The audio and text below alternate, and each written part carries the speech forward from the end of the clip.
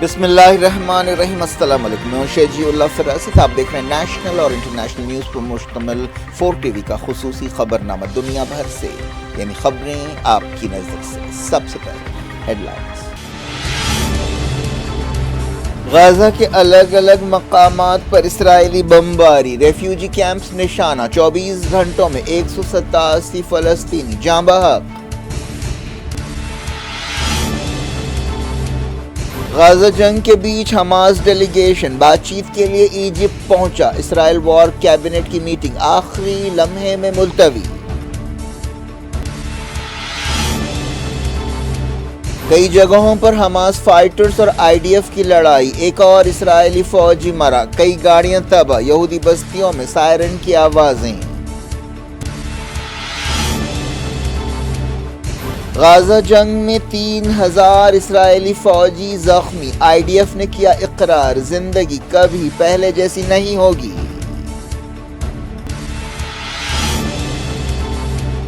تل ابیب میں سینکڑوں لوگ سڑکوں پر نکل آئے، سیز فائر کا مطالبہ، نتن یاہو پر دباؤ بڑھا۔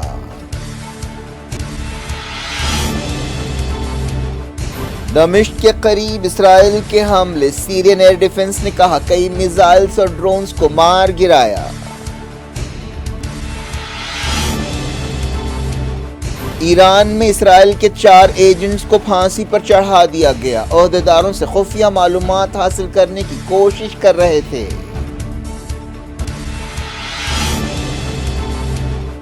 الفا گروپ کے ساتھ مرکز اور آسام حکومت کا امن سمجھوتا، عہدیداروں نے کہا اہم کامیابی ہے۔ ایورسٹ کی چوٹی سر کرنے کے 70 سال، 500 کوہ پیما ایک بار پھر دنیا کی سب سے اونچی چوٹی پر چڑھے۔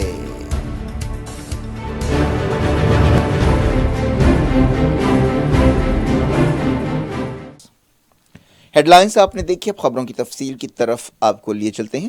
ساؤتھ غازہ اور سینٹرل غازہ پر اسرائیل کی بمباری کے درمیان حماس کا ایک ڈیلیگیشن سیز فائر کی بات چیت کے لیے ایجپٹ پہنچا۔ ایک دن پہلے خبر آئی تھی کہ ایک امن منصوبے پر غور کیا جا رہا ہے۔ اس دوران اسرائیل کی وار کیبنٹ کی ایک میٹنگ کو آخری لمحے میں ملتوی کر دیا گیا، جس میں موجودہ صورتحال، خاص طور پر ہوسٹیج کی رہائی اور قیدیوں کے تبادلے کے بارے میں بات چیت کی جانے والی تھی۔ اسرائیلی وزیر اعظم بنجامن نتن یاہو پر ملک کے اندر اور باہر دباؤ بڑھتا جا رہا ہے۔ امریکہ، قطر اور ایجپٹ جنگ بندی کی کوششیں کر رہے ہیں۔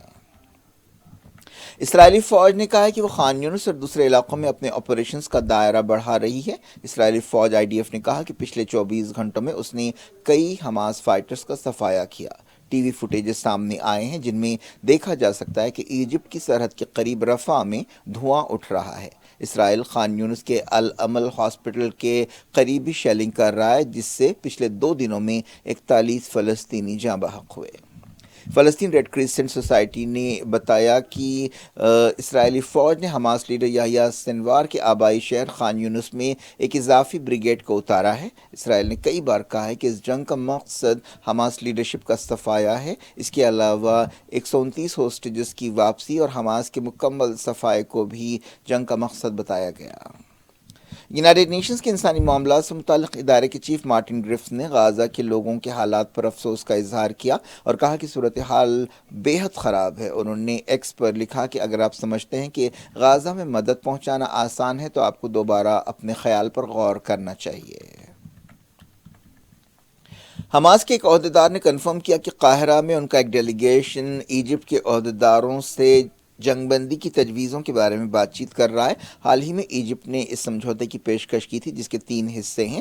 حماس نے کہا کہ وہ پہلے غازہ سے اسرائیلی فوج کی مکمل واپسی کی ضمانت مانگ رہی ہے۔ جنگ بندی کے لیے جو تجویزیں سامنے آئی ہیں ان میں غازہ میں ٹیکنوکریٹس کی حکومت کی تجویز بھی شامل ہے، لیکن حماس کو یہ تجویز پسند نہیں ہے۔ ایجپٹ کی انفارمیشن چیف دیا رشوان نے بتایا کہ قاہرہ کے منصوبے کا مقصد تمام فریقوں کو فلسطینی خون کو بہنے سے روکنے کے لیے ایک کرنا ہے۔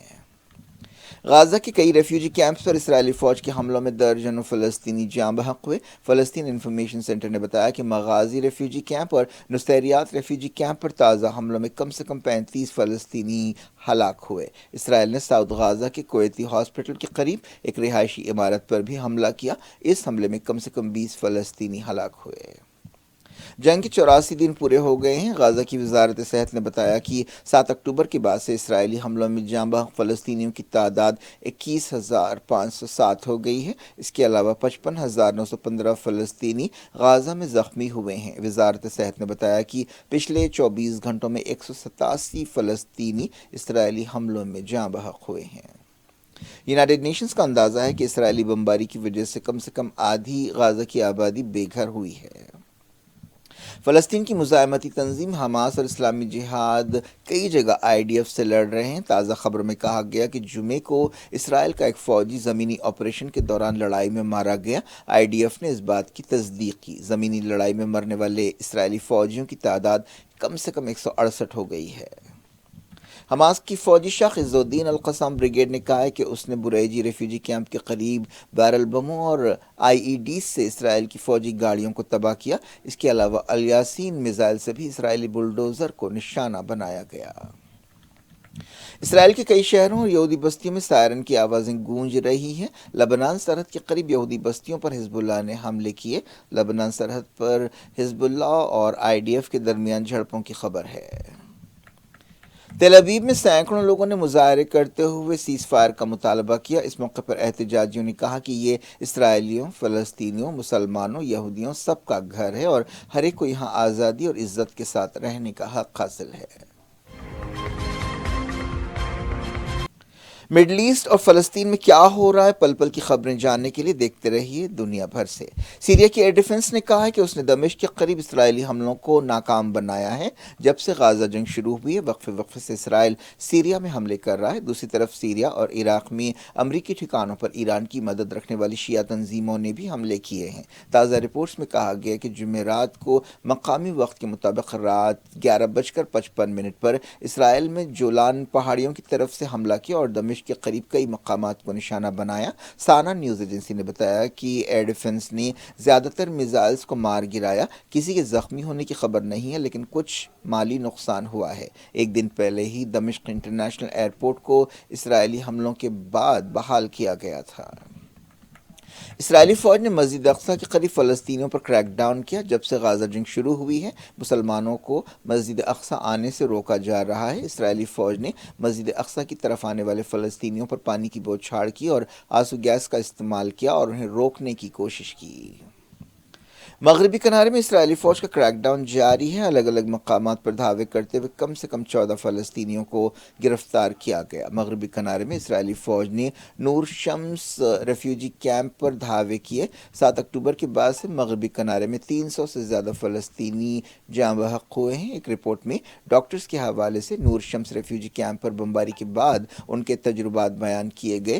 یہ حملہ 26 دسمبر کی رات کیا گیا تھا اور اگلے دن صبح تک جاری رہا تھا۔ دنیا بھر میں فلسطینیوں کے حامیوں نے فلسطین اور غازہ کے لوگوں کے لیے آواز اٹھانے کے مقصد سے ایک آن لائن مہم شروع کی ہے۔ اسٹرائک فار غازہ ہیش ٹیگ کے ساتھ لوگوں سے کہا جا رہا ہے کہ وہ غازہ کی فلسطینیوں سے یکجہتی کا اظہار کرتے ہوئے دفتروں، سکولز، بینکوں اور شاپنگ کا بائیکاٹ کریں۔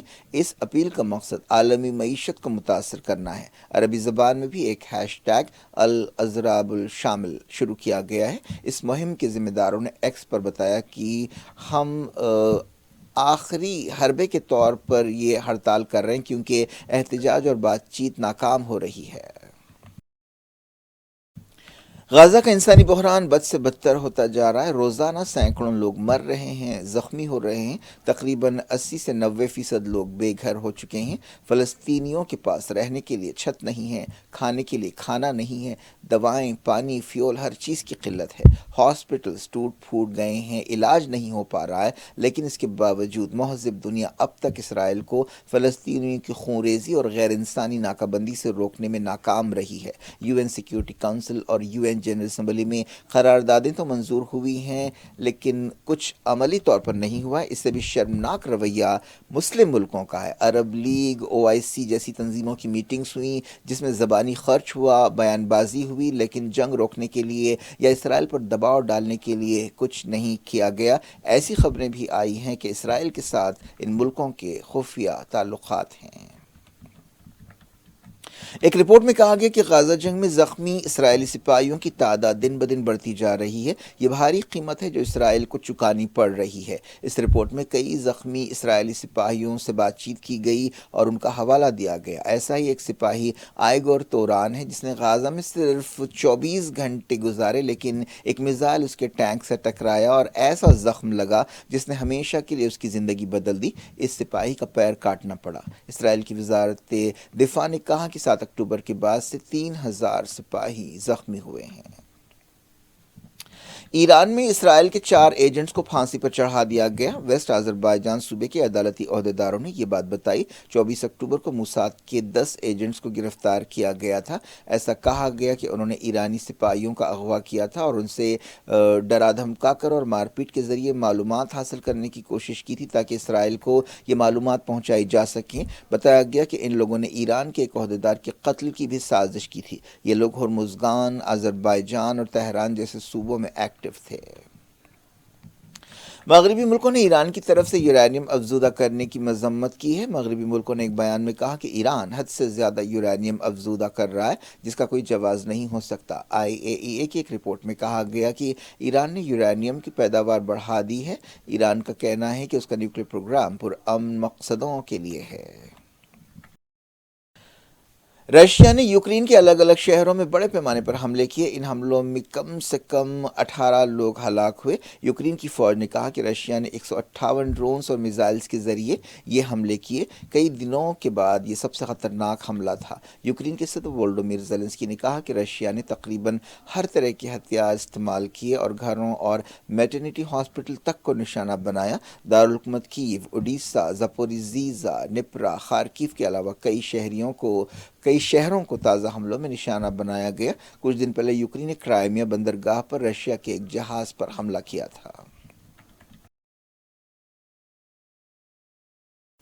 United liberation front of Assam alpha کے ایک گروپ نے مرکزی حکومت اور آسام کی حکومت کے ساتھ امن سمجھوتے پر دستخط کیے ہیں۔ وزیر داخلہ امت شاہ اس موقع پر موجود تھے۔ اسے ایک اہم کامیابی سمجھا جا رہا ہے۔ 29 رکنی ڈیلیگیشن نے مرکزی حکومت اور ریاستی حکومت کے ساتھ اس سمجھوتے پر دستخط کیے۔ اس سمجھوتے کو کافی اہمیت دی جا رہی ہے، لیکن ابھی الفا کا ایک مین گروپ ہے جس پر پابندی ہے، جس نے حکومت کے ساتھ سمجھوتا نہیں کیا ہے۔ جس گروپ پر پابندی ہے وہ الفا انڈیپینڈنٹ گروپ کہلاتا ہے، جبکہ جس گروپ نے سمجھوتے پر دستخط کیے ہیں وہ بات چیت کا حامی گروپ کہلاتا ہے۔ آسام کے چیف منسٹر ہیمنتا بسوا سرما بھی اس موقع پر موجود تھے۔ تقریباً 500 کوہ پیماؤں نے دنیا کی سب سے اونچی چوٹی ماؤنٹ ایورسٹ سر کرنے کے 70 سال پورے ہونے کے موقع پر اس بلند ترین چوٹی کو ایک بار پھر سر کیا۔ ان میں 4 انڈینز شامل ہیں۔ بڑھتے ہوئے ٹیمپریچر، پگھلتے ہوئے گلیشیئرز، برف باری اور سخت موسمی حالات کے باوجود ان کوہ پیماؤں نے یہ کارنامہ انجام دیا۔ سب سے پہلے 1953 میں نیوزی لینڈ کے ایڈمنڈ ہلیری اور نیپال کے شیرپا تنزنگ نے ایورسٹ کی چوٹی سر کی تھی۔ اس کے بعد سے کئی لوگوں نے ایورسٹ کی چوٹی سر کی ہے۔ اس عمل کے دوران کئی کوہ پیما اور مہم جو لوگوں کی جانیں بھی گئی ہیں۔ کیا کچھ ہو رہا ہے آپ کی دنیا میں؟ آخر میں ہیڈ لائنز دنیا بھر سے ایک بار پھر دیکھیں۔ غزہ کے الگ الگ مقامات پر اسرائیلی بمباری، ریفیوجی کیمپس نشانہ، 24 گھنٹوں میں 187 فلسطینی جاں بحق۔ غزہ جنگ کے بیچ حماس ڈیلیگیشن بات چیت کے لیے ایجپٹ پہنچا۔ اسرائیل وار کیبنٹ کی میٹنگ آخری لمحے میں ملتوی۔ کئی جگہوں پر حماس فائٹرز اور IDF کی لڑائی، ایک اور اسرائیلی فوجی مرا، کئی گاڑیاں تباہ، یہودی بستیوں میں سائرن کی آوازیں۔ غازہ جنگ میں 3000 اسرائیلی فوجی زخمی، IDF نے کیا اقرار زندگی کبھی پہلے جیسی نہیں ہوگی۔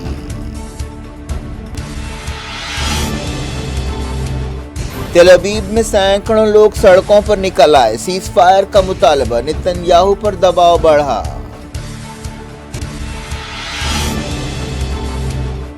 دمشق کے قریب اسرائیل کے حملے، سیرین ایئر ڈیفنس نے کہا کئی میزائلز اور ڈرونز کو مار گرایا۔ ایران میں اسرائیل کے 4 ایجنٹس کو پھانسی پر چڑھا دیا گیا، عہدیداروں سے خفیہ معلومات حاصل کرنے کی کوشش کر رہے تھے۔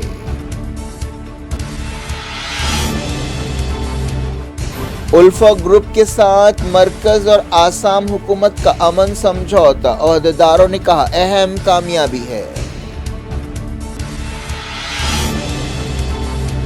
ایورسٹ کی چوٹی سر کرنے کے 70 سال، 500 کوہ پیما ایک بار پھر دنیا کی سب سے اونچی چوٹی پر چڑھے۔